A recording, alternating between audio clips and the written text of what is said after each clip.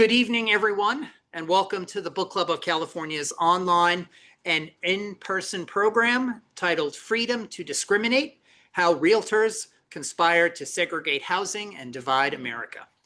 My name is Kevin Kosick, and I'm the Executive Director of the Book Club of California. It's my pleasure to welcome you online and here in the club rooms to tonight's program. For those of you that might be new to the Book Club of California, we are a nonprofit, member, and donor-supported organization that is dedicated to preserving and promoting the history of the book and the book arts. Oftentimes, we do that with a focus on the history and the literature of California and the West. The book club publishes limited edition, finely made books. We have a scholarly journal and newsletter for our members, and we have keepsakes. We also host a year-round series of programs and exhibitions like the one this evening on topics including fine printing, design, typography, bookbinding, collecting, California history, and much, much more. Now, if you're not a member of the book club, or if your membership has lapsed and you're interested in what we do, please consider joining our century-long tradition.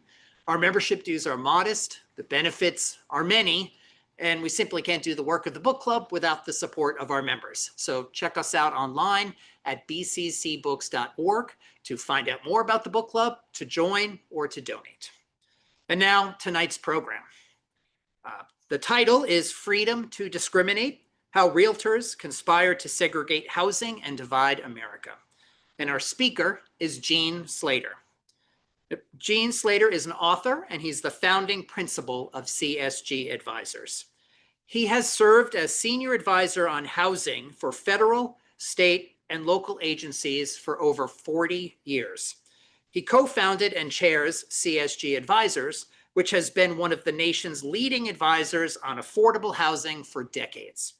He has advised on housing issues in 30 states, maybe over 30. We're just going to say 30. His projects have received numerous national awards, and in the aftermath of the financial crisis of 2009, he helped design the program by which United States Treasury financed homes for 110,000 first-time buyers.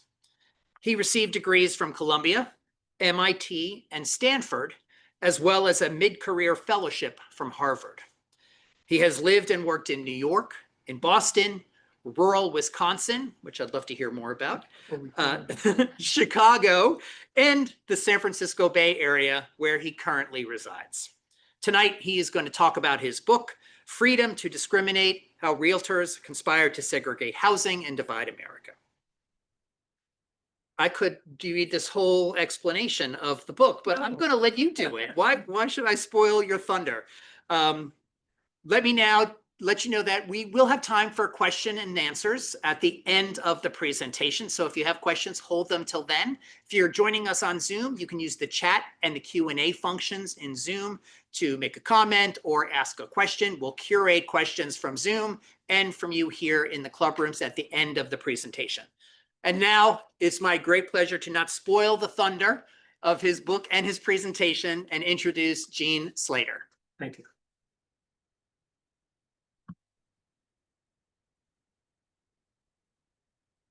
Thank you.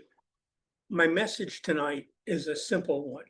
It's to show the deep connection between two defining features of modern America, two things that shape the country that we take for granted but have rarely been looked at together. And that's the creation of residential segregation in every city in the country, and of a conservative counter idea of American freedom in the 1960s that has shifted America to the right for 60 years. Both of these creations were designed to divide Americans. Both were constructed by a private business trade organization, the nation's Realtors, to sell homes and maintain their business practices. And looking at them together reveals a 20th and 21st century America, not of barriers being reduced and government fostering equality, but of barriers step by step being created. So from the Realtors archives, I want to show how this happened, how these two things occurred, and how they're related. What stands out from this story are that segregated neighborhoods was a new 20th century invention, as invented as and about the same time as the airplane, that spread quickly across the country. That far from impacting only those that excluded, segregation dramatically reshaped the country for all Americans. Its pioneers created zoning and city planning in this country. Their design of federal programs to exclude minorities shaped the layout of every American metropolitan area where almost all of us live and who our neighbors are, and the affordability or unaffordability of homes today. More deeply still, realtors created many of our most intractable divides, not only geographic, but social, economic, and ideological. And so the story of modern America is in many ways the story of those divides. And so residential segregation and its legacy today were not peripheral to our history, but at its core. Because restricting the country's free market economy, this burgeoning free market economy in real estate, required to discipline that, to segregate it, required enormous effort and transformed our institutions. To racially divide every housing market, realtors had to enlist the country's leading lawyers, economists, public officials, newspapers, 165 universities, lenders, and courts.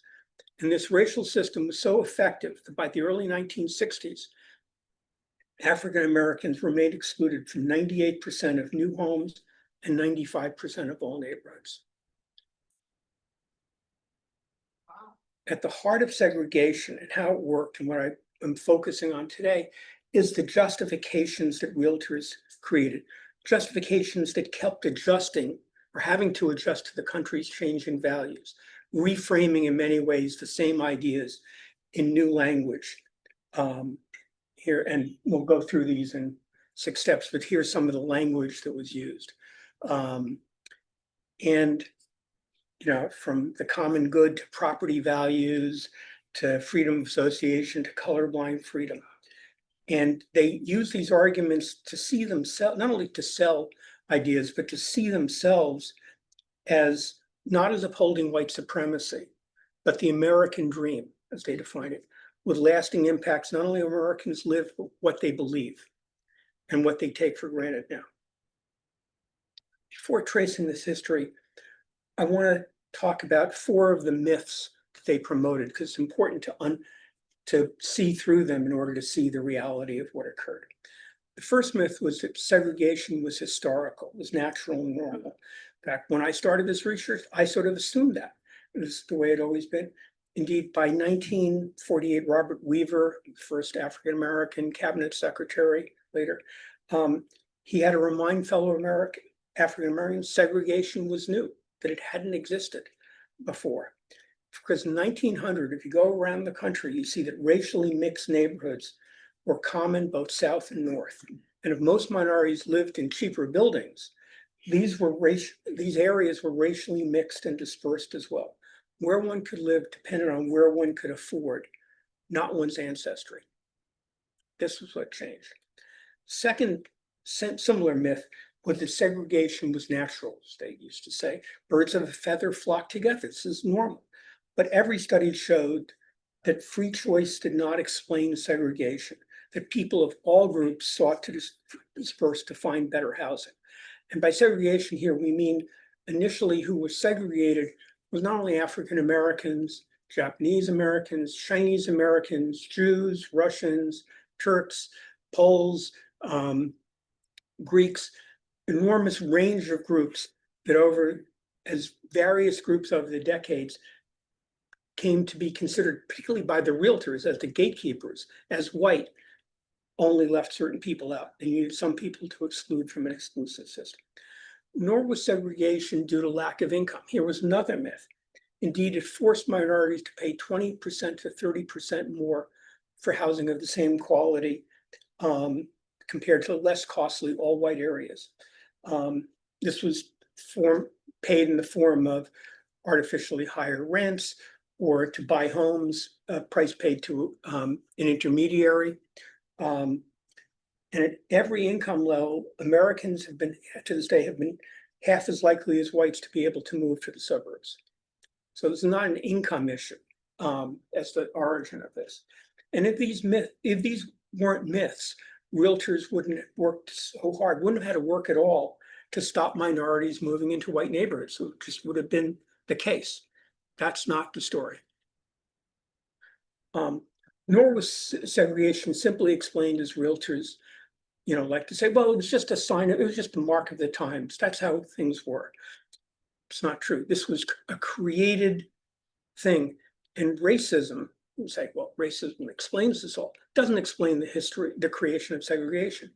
Racism was certainly as prevalent in 1900 as it was in 1920 or 1950 or 1960.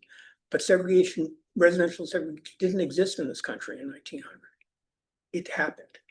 This is a historical change. And it wasn't in most parts of the country. It didn't start out as a response to African Americans moving north during World War I. It were from a sudden upsurge of racial hostility, but it started as a sales idea of early realtors. Sorry, who were the realtors? So in the early 1900s, which was considered the Wild West of real estate in this country, the most established real estate brokers in each major city, often very socially prominent, organized themselves into local real estate boards. There was a few members in each city to distinguish themselves from and deal with fraud, which was rampant at a time with no licensing, no rules. When the Supreme Court asked in one of the opinions, if a man under a cloud can't go into real estate, where in God's name can he go? To be in real estate was sort of associated with being a scoundrel. These local boards would establish and charge for trust. That was what their aim was.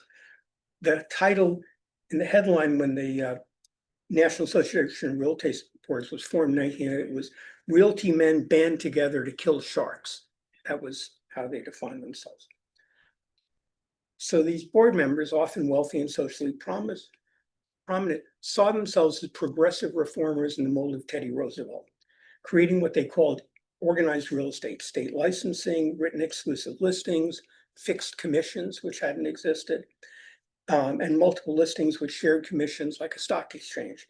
In fact, many boards started out as real estate exchanges, and all were designed as private clubs who blackballed applicants and whose power lay in their exclusiveness. LA's board, which later became the largest in the country, started out with 40 of the 2,000 brokers in the city. So it was a very small group whose aim was to dominate and change the industry. And this exclusiveness for the next 60 years, every board in America was 100% white. So this is part of what I talk about in the book is the power of a private club to define the public, good, how exclusiveness created this power. By 1920, so 15 years later roughly, the proprietary multiple listing service enabled these small boards to double real estate commissions and make them stick. They were actually doubled in 1911 by the Los Angeles Realty Board and adopted then throughout California and the country. And they controlled 80% of property sales. Trademarking the name Realtors, they became politically powerful, helping create zoning and organizing not only and we now think of, well, they're home sellers, but the Real Estate Board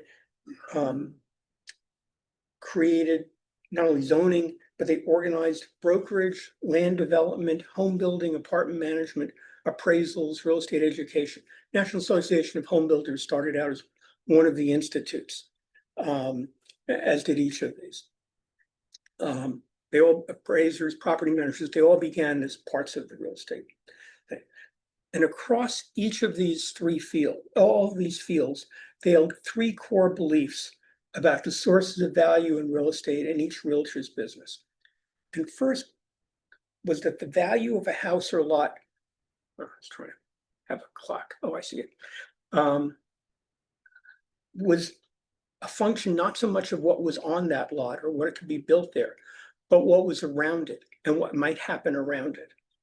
And they believed in creating real estate licensing and zoning, they believed not in individual freedom, but in subordinating individual freedom to create stability, order, and predictability, all based on the idea that stability is based on homogeneity, what they called the law of conformity. They applied this to zoning, and as we'll see, they applied this to segregation. And the third, realtors identified their own future customer base with the public interest. And as they defined it, constantly reminding themselves their slogan, "We do well by doing good." They saw themselves as high-minded spokesmen for the common good, which was identical with their own. And they soon began to use these core beliefs to racially segregate housing markets. Such markets didn't exist in 1904 when a Black LA real estate agent reported, "The Negroes of the city have prudently refused to segregate themselves into any locality, but have scattered and purchased homes among the best areas, services, and surroundings." A dozen years later, 12 years, a Black woman in the same city reported, "We've been surrounded by invisible walls of steel. The whites surrounded us and made it impossible to go beyond these walls." These walls, these enormous barriers, began not as part of a single overall plan, but to solve a development financing problem, one of which was first addressed here in the Bay Area. Starting in 1905, a few of the most successful realtors, such as Duncan McDuffie of now Mason McDuffie, developing the highest end subdivisions in the country, like Claremont in Berkeley, and later St. Francis Wood in San Francisco, created covenants. Oh, did I lose? No, we're still there. Created covenants that all buyers had to sign, so that in a world without zoning, each buyer could know what would happen next in the next 10, 20, 30 years. More important, this protected the developer because such high-end subdivisions with topographic streets and preserved street trees and infrastructure required enormous investment in infrastructure rather than the paper lot subdivisions.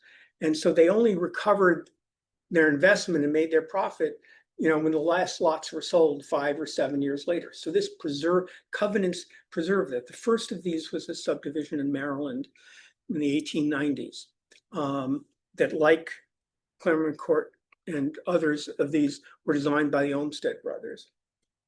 But to the minimum size and cost of a home and prohibiting stores and tenements, McDuffie, ardent environmentalist, later national president of the Sierra Club twice, added another covenant to convey status. This property shall not be occupied by any person not of the Caucasian race. It was hardly likely that one of the few Japanese immigrants or African Americans could afford the most expensive house lots in the Bay Area. So this racial covenant was intended more as a way of adding cachet, of marketing permanence, of marketing that your children will always play with others like them. McDuffie created the first, can you hear me? Okay.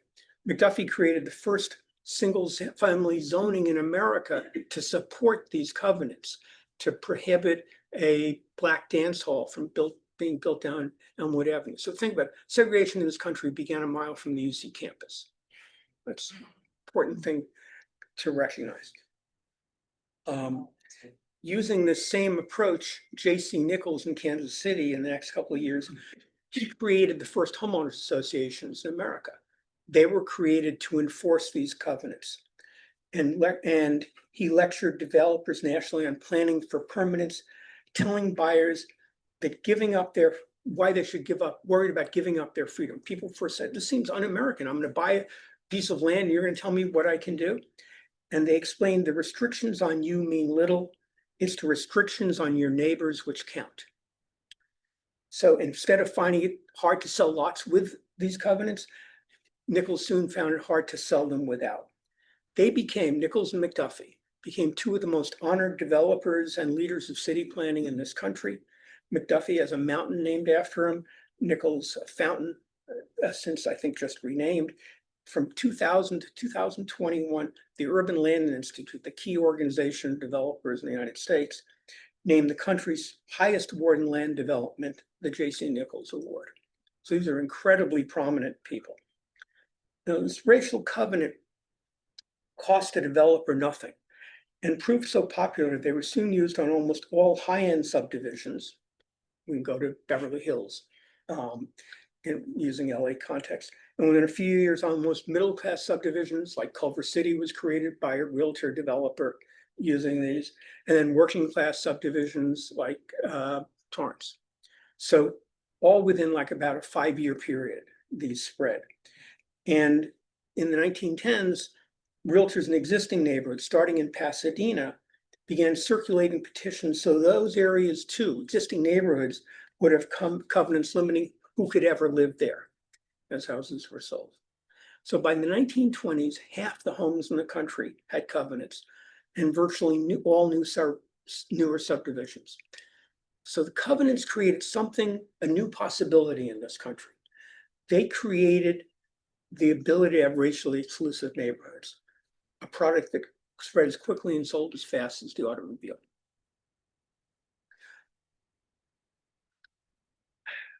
By the 1920s, the ad hoc success of all these efforts in beginning to racially separate housing markets created a new and an unexpected role for realtors. They found they'd become the racial gatekeepers of the country. All these homes they had sold to people based on these ideas. Owners, homeowners associations, public officials looked to realtors to protect the all-white areas that they had bought into. And this realtor role became even more urgent after the Supreme Court ruled that you couldn't have government itself, it would violate the 14th Amendment, to have government itself create racial zoning. The realtors have been all in favor of this. It was turned down by the Supreme Court in 1917. So segregation now depended on covenants and realtors. So realtors now found themselves not only salesmen, they became anti-salesmen, mobilizing themselves, other brokers, and homeowners. Remember, they were only 20% of all brokers, to keep even a single minority family from ever buying a home in such a neighborhood. But how could they do this? How could they organize all these parties to this?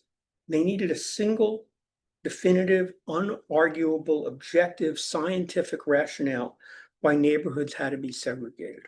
And to do this, realtors led nationally for more than 30 years by Herbert U. Nelson created an axiom that undesirable human elements, is what they were called, drive down property prices. So in 1912, Portland, Oregon's board announced its members would not, under any circumstances, sell property in white areas to Negroes or Orientals, not on account of any prejudice, for we have none, but because it is common knowledge they're greatly depreciated in the public mind surrounding property values. This was a foolproof argument for getting neighbors to pressure sellers who could be against maintaining property values. And it was incorporated as economic objective truth in every real estate textbook, largely sponsored by the realtors, every appraisal manual in the country written by the realtors for the next 30 years, claiming there were price declines of 50% in some books, 30% in others. Later, in the 1950s, when this got analyzed carefully, they found this wasn't true. Prices often increased after minorities moved in precisely because of segregation, because they've been limited and had to pay more for housing. But as part of this argument in the 20s, they added a national ethics standard in their code of ethics. Along with the same time, they introduced the golden rule as their motto. It was never to introduce any race or nationality whose presence will clearly be detrimental to property values in the neighborhood, and suspending, expelling, freezing out the business of anyone who violated that. For the next 40 years, this rule was required knowledge on state real estate licensing exams. And here was the famous phrase that got them in some trouble when it got published in one of their training manuals for new brokers. No respectable broker will represent a bootlegger, a madam with call girls on her string, or a colored man of means giving his children a college education and thought they were entitled to live among whites. since any of these would instigate a form of blight. And no matter how moral this might seem, it was immoral because it would introduce this. And the country's leading appraisal text said, the colored people certainly have a right to life, liberty, and the pursuit of happiness, but they must recognize the economic disturbance their presence causes and forego their desire to split off from where the rest of them live. They'd have to sacrifice their future, that are their children, their grandchildren, their great-grandchildren, because of this economic truth. And then in 1934, as the New Deal responded to the Depression, realtors used this property value axiom to institutionalize segregation. They were the chief lobbyists, the designers, the key staff for the Federal Housing Administration. They drafted the underwriting rules to measure risk by presence of minorities. They called FHA their agency of the federal government, and its creation their greatest accomplishment, along with zoning, their greatest accomplishment. And realtors, to create, these famous redlining maps, which were not public at the time. Nobody knew these existed, except for a few people. To create them, they asked 3 leading older realtors in each city to put together maps showing the changes over the last 25 and the last 50 years. And they're basically making a forecast of where minorities or industry might be. And FHA wouldn't make any loans to anyone in red areas, these red areas of minorities industry. And since they wouldn't make loans to any minorities outside such areas, FHA made almost no loans to minorities anywhere. It took years for the NAACP to finally find that these rules existed. And to spur new construction, 3/4 of the homes that were financed by FHA went, in many states like California, went to new suburbs where FHA required racial covenants and to be able to show you were far from any minorities. And you could get, in the middle of the Depression, a developer could get a commitment, conditional commitment, to provide 100% insurance on loans on all new homes in that area, so they could go to a construction lender and basically borrow 100%, sometimes 110% of their actual costs to build a subdivision. Whereas the neighborhoods where FHA wasn't lending, the yellow and red areas where minorities lived, naturally became places of disinvestment because they became the higher risk. So virtually all capital flowed into the areas where government was taking 100% of the risk. And so, it seemed to me when I first started working around places in the country, it was very odd. The patterns seemed to be of inner city neighborhoods, of suburbs, of downtown areas, the areas right around, unbelievably identical. Every city I worked in, Philadelphia, Minnesota, Portland, wherever it was. And it's because this was by definition, this was created to be the same. But beginning in World War II, there's the LA, San Francisco maps. And here are the proportion of each city with different color zones. Beginning in World War II, though, realtors faced new ideological challenges in maintaining separate markets. Studies, even their own studies, and studies by the appraisers, discredited the property value axiom. Although it was taught at 165 universities, Luigi Laurenti of Berkeley found integration usually had the opposite effect. And the reason this was not seen, these economics were seen, was they only measured in all the studies in every university, in every economics department, they only measured what white buyers would pay. It was like racially bounded economics. So the building of mid-century America, the government mortgage lending system, the greatest in the world, that prevented minorities accumulating wealth in this country, was based on a lie. Post-war realtors faced a still greater problem, which was the climate of a world war fought in the name of American freedom that led Black and white Americans to line up to see freedom trains with the National Archives and the Constitution. This is the early Cold War. And to ask why minority veterans who had risked their lives for the country couldn't live in the houses they had bought. In response, Charles Shattuck, president of the LA Realtors, later the California Realtors, later the National Realtors, and known as Mr. Realtor around the United States. He told homeowners at a West Side Los Angeles meeting that they had to enforce covenants against returning minority GIs with medals and Purple Hearts. So he needed a new argument. He couldn't talk about, he was the leading appraiser in the country. In fact, the National Appraisal Award to this day is named after Charles Shattuck. He knew property values had been discredited, so he invoked freedom of association, the right to exclude other races. Under the Constitution, he said, we are all equal. Non-Caucasians can buy anywhere the same as whites, but it's also constitutional for any group to band together and agree no member of any other group should live there. Koreans may utilize this, Chinese, Negroes, so may pure Caucasians. It was unfortunate, he admitted, that white owners had to work against men who had fought for us in the war, but we can't let the bars down to anyone. And he turned this freedom not to associate into a constitutional obligation. Said, I could sell and buy a home somewhere else, but I wouldn't be doing my duty as a patriotic citizen. Freedom of association didn't exist in the Constitution. No court had ever considered this idea. But it was a way to mobilize neighbors in the name of American freedom. But while Shattuck was urging homeowners to enforce covenants, realtors found themselves facing an opponent they had not recognized, which was the President of the United States. So after Isaac Woodard, a Black serviceman, got off a bus, still in his uniform, got off a bus coming from a fort in South Carolina being demobilized. Got into argument with the bus driver, the mayor, and police chief came on board, they put his eyes out. And this became a national scandal that was brought to the president. And the next day he called the attorney general and said, can we create a constitutional committee on civil rights in this country? And for the first President's Committee on Civil Rights, he said, I want the Bill of Rights implemented, in fact. And this high-level committee's report called Segregation, Jim Crow in the South, and Racial Covenants and Realtor Discrimination across the North, the greatest impediment to American freedoms at the time of the Cold War. Freedom, the committee said, required government to protect the rights of all.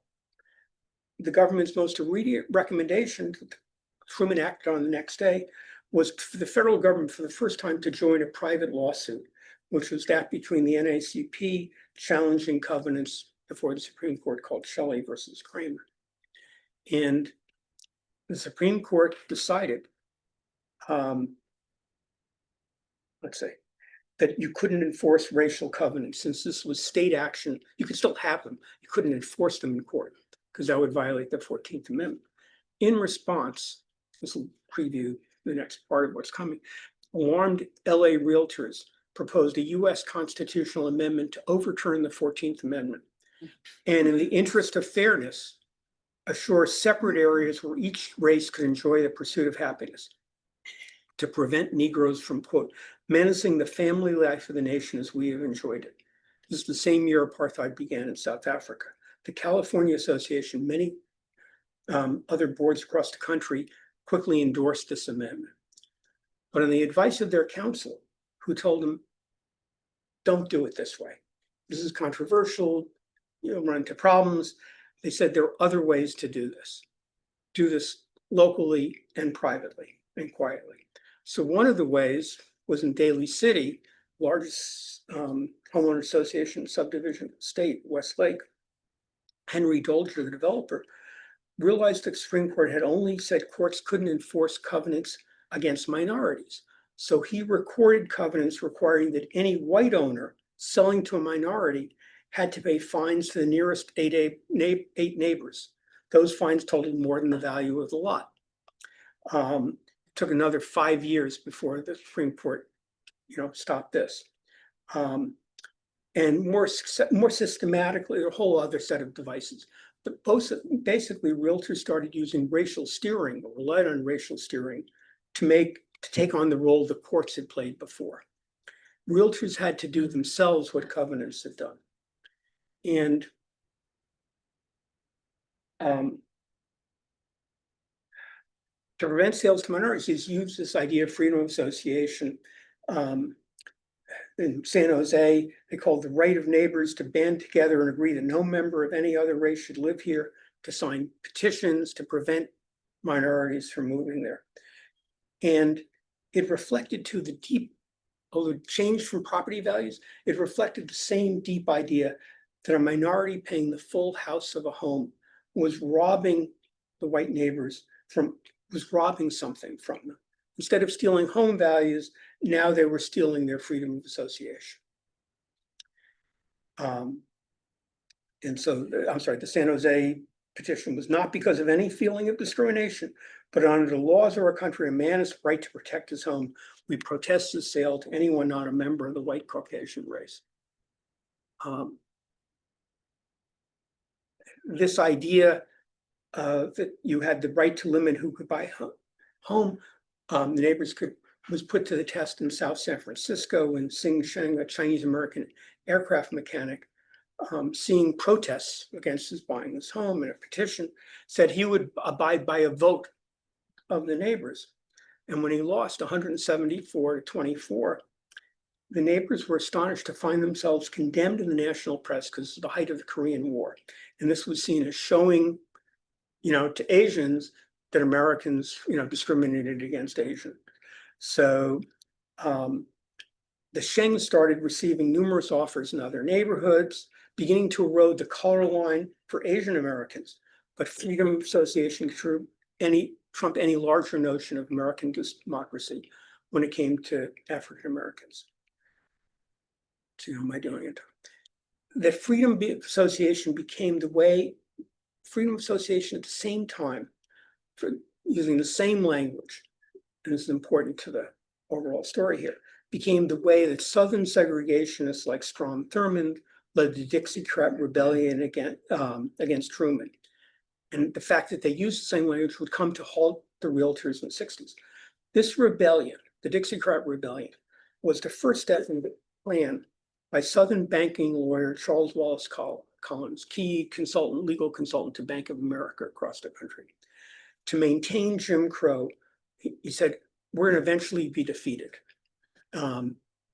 If we stay the way we are, we have to create a new national majority party where Southern Democrats would join those Northern Republicans willing to limit federal intervention in civil rights in exchange for limiting federal intervention in the economy. And it was a plan that would take 20 years to realize, but that was his concept. In the meantime, realtors were so successful in maintaining discrimination in the 1950s that segregation against African Americans only intensified. By 1960 in LA County, fewer than 1% of Blacks lived in neighborhoods that were majority Black. Of 70,000 new residents in the city of Lakewood, all FHA insured, 7 were Black. Of 92,000 in new area of Burbank, 1 was Black. And the same was true around the country, new development. The Bay Area, out of 325,000 new homes that were built in the 1950s, 50 were available without regard to race. And newspaper ads like in the Oakland Tribune, no matter what you wanted as a seller, they divided your listings into restricted and unrestricted based on the location of your property as determined by the real estate board. So in response, the NAACP and others who believed that Shelley would end discrimination, they created a small nonprofit, National Committee Against Discrimination, taking on the real estate industry in an office the size of a bedroom. They called themselves Fleas on a Tiger, and they created model fair housing laws for cities and open occupancy committees, 18 cities by 1959, 450 cities by 1964 to push for fair housing laws. And New York City passed the first fair housing ordinance, 57. By 1959, there were state laws in Colorado, Connecticut, Massachusetts, Oregon. By late 61, the Realtors National President labeled fair housing, which they always called forced housing, unlike they didn't call it forced zoning, as the greatest challenge facing America. And it was certainly the greatest challenge facing America's realtors. And the key battle in this war was fought in California, which had 40,000 of the nation's 80,000 realtors. So this was the key battleground. And leading this effort. After the state passed in 1964 a state law by Byron Rumford. Let's go on to the next slide. A very modest fair housing law. The leader of the Realtors, in other states where laws had been passed, in a couple, in Colorado and Massachusetts, the Realtors agreed to abide and work with this. Not in California. Their leader, Spike Wilson, there he is, Wilson, organized a proposition, which Realtors got petitions for, called Proposition 14, a state constitutional amendment that would prohibit any limits on residential discrimination in the state. They had to fight this battle. They put it on the election in 1964. So this is the year Johnson won 60% of the vote versus Goldwater, the height of liberalism in this country, a time when freedom in the country meant, attacks on civil rights. They needed an argument. They were not supported. Every archbishop, almost every church in the state was against them. Even the Chamber of Commerce, where they were located in LA, refused to endorse them. They were seen as outliers. No politician, no major politician, not Barry Goldwater, not Ronald Reagan would endorse them because of being seen as racist. So they needed a non-racial argument. Okay. And one that could, if it could prevail in California, could prevail around the rest of the country. So the Realtors, as I said, were almost entirely politically isolated. The key to success, Spike Wilson realized, was to basically challenge the idea of freedom at the heart of the civil rights movement. So he declared in 1964, 9 months after the March on Washington, now we're engaged in a great war over civil rights, testing whether equal rights for all can be achieved without losing freedom of choice. This was the banner, freedom of choice. They sort of took the place of freedom of association. Now individual freedom of choice, that was the banner on LA freeways. And they campaigned as racial moderates. They created an equal rights committee that never met. But the key idea was the absolute right of every owner to decide who or sell or rent to. That this was, he created the property owners, where am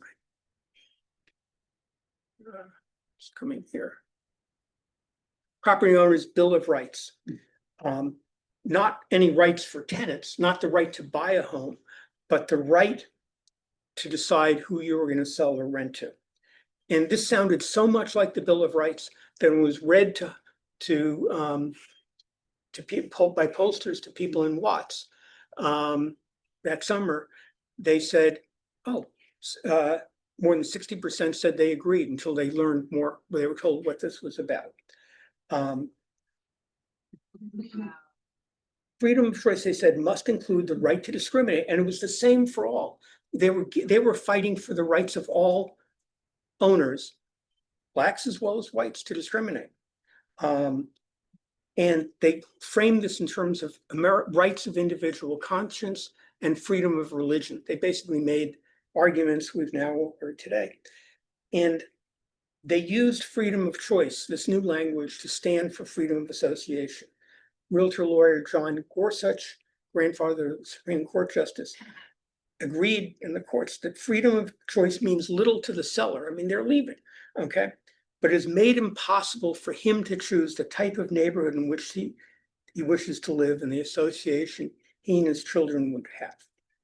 So they redefined freedom. They, in fact, redefined the purpose of America's founding. That these property owners' Bill of Rights, they were the basis of the Constitution. They were the basis why Americans had fought for freedom, meant precisely this individual freedom of choice. Am I anti-Negro? Wilson asked. By God, I am not. I am their champion. And he created all these phrases. He talked about the forgotten man. He created the phrase the quiet majority. He defined all these terms and presented themselves. They invented the language of colorblind freedom. And most of all, they described freedom as a zero sum, a personal possession with a picket fence around it, literally your home, not something shared. It undermined the basis of the civil rights movement that each person's freedom depended on everyone else's.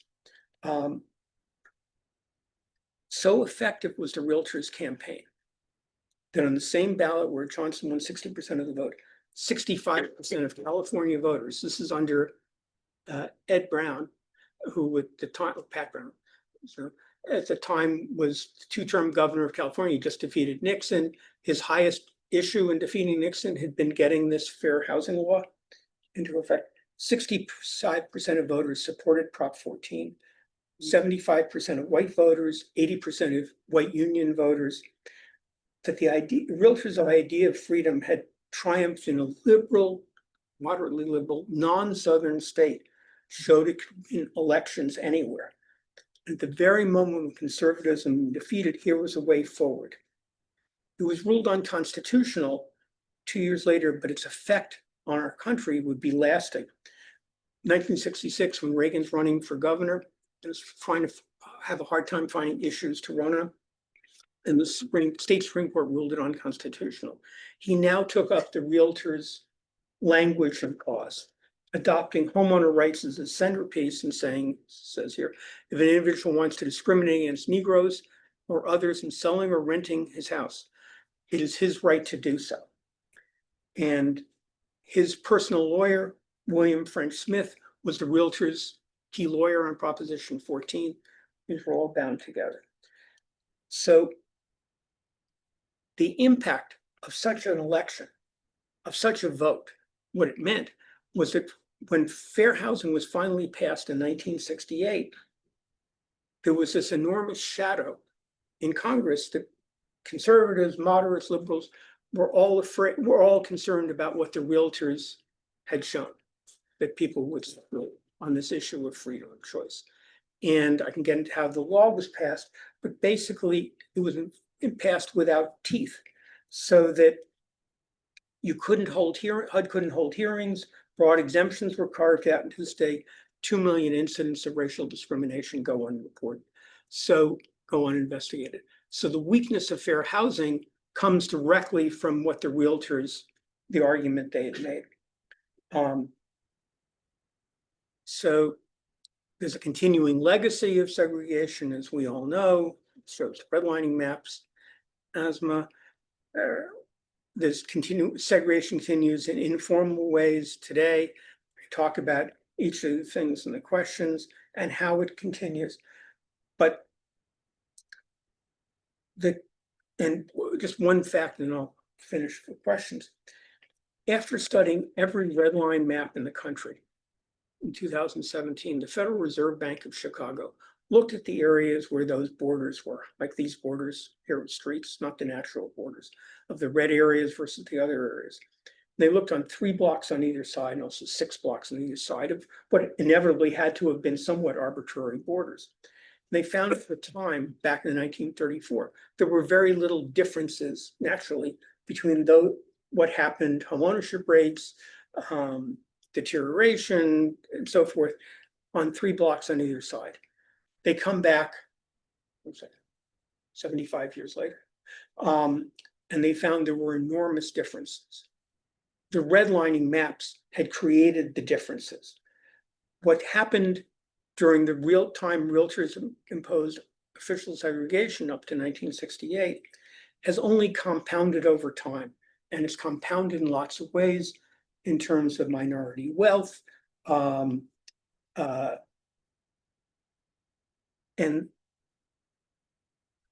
the reason it's maintained itself was to change. It would have required government action to overcome the legacy that the realtors created. But government action was precisely what was precluded by the power of the argument of freedom that was then taken up by what was effectively a new national party created after the '64 election with needed an ideology that would be acceptable both South and North. It needed to fuse 2 strands of conservatism, libertarianism. Government shouldn't have their hands on anything, versus social conservatism, also adopted by Catholics in the 60s. By defining freedom as the ability to impose conformity to social traditions on a whole community. It used the language of libertarianism to do this. And it's precisely this language and using the idea of a single narrow thing, a right that had never been talked about before, as the litmus test for American freedom. This was an issue that could be used on abortion rights, it could be used on guns, it could be used on campaign contributions, it could be used virtually everywhere. And so this idea of freedom as a zero sum, the granting rights to others only reduces your own, and elevating certain rights as absolute that government can't touch, that government can't balance with other people's rights. It became the template of this National Conservative Party. So I think I'll stop there and take questions. Wow. I'm running up to help facilitate any questions that we might have. Do we have any questions here in the club rooms? Yeah. I can also talk about efforts to deal with this today. This was the most comprehensive and wonderful presentation over time. Thank you so much, really. Other questions or comments here? No, we have one on, it's quite a long question on Zoom. I'll invent questions. I'm gonna try to describe it to you. It says, according to Richard Rothstein, the Yes. federal legislation creating the FHA made it impossible for Black people to get federal or federally insured loans. And he further said that FDR and the Northern liberal members of Congress pushed this version, while the Southern segregationist Congress members pushed an integrated version with the specific purpose of torpedoing the legislation. Is that something you can speak to, or is that a thinker? First of all, the racial discrimination is not in the legislation itself. Rather, it was in how FHA, using the Realtors underwriting staff and standards, created provisions in the regulations and created the maps that would enforce the Realtors' vision of segregation. In fact, the way FHA got created, it's kind of an interesting story. So after the election, but before Roosevelt took over, the key members of his brain trust called Herbert Nelson from the Realtors to come to Washington for 6 weeks and work out of a Senate office and basically put together the concept of FHA. That was where this came from. And there had been I can go more details, but that to me is the basic story of what happened. Yeah. Right here. So in Washington, D.C., and I think in several other cities, there's a group of volunteers organized to go back and search the property documentation and identify where these restricted covenants and map them so that it's an attempt to expose, make known for the current residents of those cities that large distribution of those. Have you? I've seen these efforts. There have been state laws. There have been efforts in certain cities. I mean, to me, that's an educational effort. I think more powerful are other things, other issues to fight about on these fronts. I mean, I can talk a little about some of the things I've been involved in, if that's Well, let's do some useful. questions. Yeah. We'll do that first. No, ask other We'll questions. be right over here. Before 1900, when there was a concerted effort by realtors to create segregation in housing the way it was sold, what evidence is there that there wasn't de facto segregation before? So you go back and you look, for example, at the cases that were brought on racial zoning. The first ordinance were proposed in Baltimore, in Kansas City, in DC, St. Louis. And they basically said, if a block is more than 50% one thing, white or black, all buyers are precluded from those. And you go back and you look at the hundreds of listings of those blocks and you see 62%, 38%, 71%, 29%, 48%. So in those cities. You also see in lots of studies, you also see, you go to places like Charleston or other southern cities, which you think of as the most segregated places. In fact, there would often be on the alleys behind the main street, there would be the carriage houses or the poorer homes of the workforce, the servants, in many cases, for the people who lived in the main home. So you have neighborhoods which had blacks and whites living in them, not necessarily the same quality of homes or prices.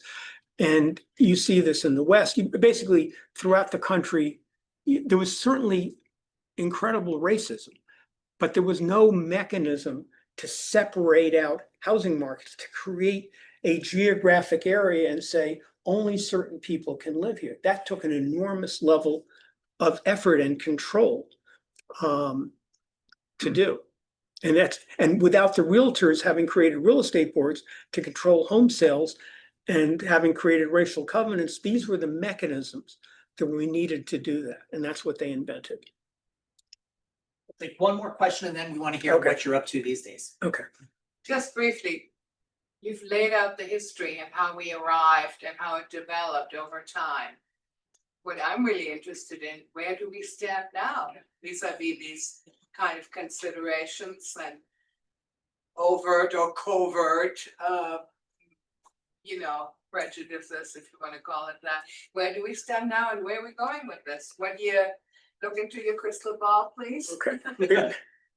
Before I do that, let me just say one thing, which was the key point I didn't get to, was that one of the things I learned in doing this was that there are two fundamentally opposite ideas of freedom. If you ask Americans across the country, what's the highest value of the country? What's the purpose of the country? They'll say it's American freedom.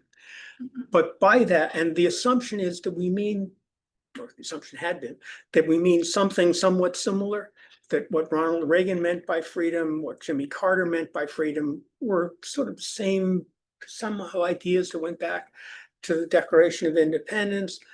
That's not true. This counter idea of freedom, this idea of freedom, as I'm using the terms here to distinguish these, because I think it's important to distinguish these, of inclusive freedom versus exclusive freedom. Inclusive freedom is what was described in the Gettysburg Address. It belongs to the nation. It's the right of others are essential to your rights. That freedom means has limits on your own freedom to protect others, and others have limits on their absolute freedom to protect yours. That government's job is to balance the rights of all. That to secure these rights in the Declaration of Independence means precisely to create balanced freedom for all. Okay. This opposite idea of freedom that got created was that freedom is your private property. It's something that belongs to you and to people like you. The right of others diminishes a particular freedom is absolute. That your freedom tramples and has no respect for the rights of others not like you. And that government is prohibited from protecting the rights of others. The government has no delegitimizing government efforts. And so what I argue in the book is it's essential to distinguish these. Everything has become more explicit since I wrote this book in 2021. But anything on that, or I'll turn to some of the issues. So let me just say, one of the issues is how the freedom to exclude restricts opportunities today. So one is the example in different parts of the country of state laws preventing cities from passing rules that say landlords can't discriminate against people with Section 8 vouchers, which is the main force of housing subsidy for lower income people in this country. And this is true in Indiana, it's true in lots of states that have passed these laws, because cities, in many cases, have passed rules preventing this. It's not officially on racial grounds, but that's the purpose of this. And in fact, in this Providence Village outside Dallas, in my example, the landlords were the ones who wanted to be able to use Section 8 vouchers and to follow the rules and to do that. And it was the city that said, no, we can't allow that. So that's one of the kinds of issues you see around the country. Let me talk just a little about two things I've worked on personally. So obviously, we all know about the racial, I could go on and on about the racial wealth gap and the impacts of that, how it accumulated at prices which were, home prices of percent of median income being two times in the 1950s to 7 times today. So obviously that compounding of the difference in racial wealth has made an enormous difference. So here are 2 efforts I've worked on. In 2022, we were advisors to the state treasurer's office and the legislature on creating this program that got adopted in a modest way, $1 billion. Time's supposed to be ongoing, we'll see. To create shared appreciation loans. This is a concept for homebuyers, something we developed for San Francisco starting in 1980, when it became clear that every time a house in the Bay Area changed hands, it was going to go up by 2 income groups. We predicted the city then this was going to happen indefinitely. And so we said, instead of just providing a grant or 0% loan to somebody, we have to do it in a way that when they pay us off, they pay us a pro rata share of the appreciation. So we can help a home buyer in the next generation do the same thing. So that was the idea of this California Dream for All program. Can't remember, the 10,000 homeowners it helped. And with very large down payment assistance loans, in which a key to passing this was to say, this isn't a subsidy program. This is the government creating an investment fund to invest alongside lower first-time home buyers in the state. But one of the questions that came up was the legislature wanted this to bill to address the household wealth gap. And the question was, how do you do it in a state which has the Connor Amendment in its constitution saying you can't positively discriminate on the basis of race? And so the answer we thought up that the legislature liked was to say, okay, think of this as a lottery. This program is obviously going to be far more demand than any amount of money we can put into this without distorting the housing market. So if you think of it as a lottery, and everybody who's a first-time buyer below a certain income level gets 1 ticket. Okay. But for anybody who's lived, this was the proposal, for anybody who's lived in the lowest income areas in the state, or historically redlined areas, for 5 of the last 10 years, gets 4 tickets. So we're simply changing the math of the lottery. It's nothing about race or anything else. It's simply doing this. Denver adopted a similar kind of program along these lines. So that's one notion, without raising the issue of racial reverse discrimination, of dealing with this. A second thing that I've worked on was in, I don't know if people are familiar with this, but all these hedge funds, starting originally around 2010, then accelerating during COVID, Blackstone and others, have been buying up single family homes, because they can do it with a computer switch, buy 1,000 homes at a time. And they bought hundreds of thousands of homes, many in the areas in or near minority neighborhoods, not exclusively. There are all sorts of neighborhoods. There are rural areas, they're in the Sun Belt, they're in all sorts of places. But around Atlanta and many other cities, they're particularly homes that minority families would otherwise buy. But they're swept out of the market by the system. It's a system that no home buyer, individual home buyer, can compete against. The whole system we've created up for home ownership in this country, FHA, Fannie Mae, Freddie Mac, all these tools don't work against this. So it creates this enormous change. So to deal with this, we suggested amending the Internal Revenue Code to deny interest and depreciation deductions for taxpayers owning 50 or more single-family properties. So it's simply to change the rate of return that they may expect from 16% to 8%, in which case they'll invest money in something else, because there's all this money that was accumulated before COVID. It couldn't go into office buildings, couldn't go into retail or commercial, so that went into apartments.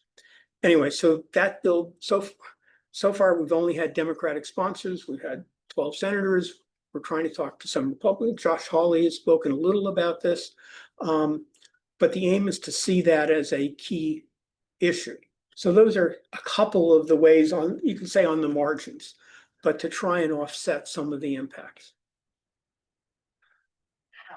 We're past the top of the Sorry, hour, and sorry. we have people already making their way out, so we're gonna wrap up here. You do have copies of the book here, if anybody's interested in acquiring a copy of the book.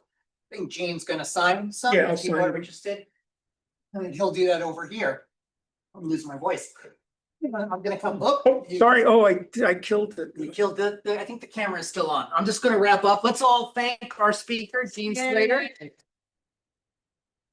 Thank you, and thank you all for attending this Book Club of California presentation. You can register for any of our presentations online at bccbooks.org, or you can use the link in the email that you're probably getting from us for our weekly programs. We look forward to seeing you again here in the club rooms or having you join us on Zoom. Thanks everyone for joining us tonight. Thank you. Thank you.